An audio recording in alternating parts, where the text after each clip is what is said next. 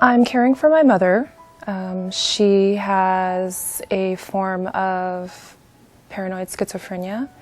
The illness has basically gotten worse. As a caregiver, it's very challenging. One day it could be fine, and the next day there's something chaotic happening. It's a roller coaster ride. There's a lot of complex emotions. When my mother was initially hospitalized, I needed to tell my employer. They seemed to be understanding until I started taking time off. Any time away from the office was not looked upon that favorably. How can an employer trust that you'll maintain the work that you've been doing, because now there's just this lack of consistency in your schedule? I think I was only viewed in terms of my productivity. To me, that's just not fair, especially when it's something that was out of my control.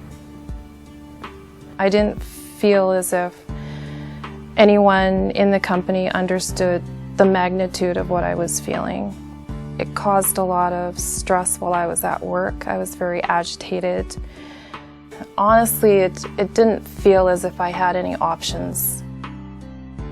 When there's a lot of demands on your time and maintaining a full-time job while trying to caregive, you start to feel that you don't have the resources yourself to keep going. I honestly felt very alone in the office.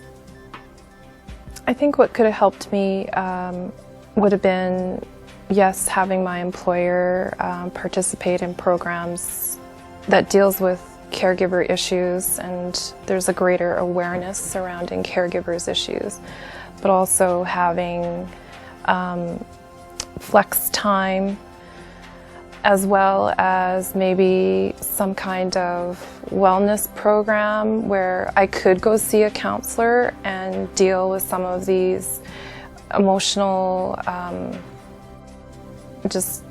these emotional issues that I was experiencing. There's almost two things that are happening that are in competition with one another, and that's the well-being of the person versus being productive at work.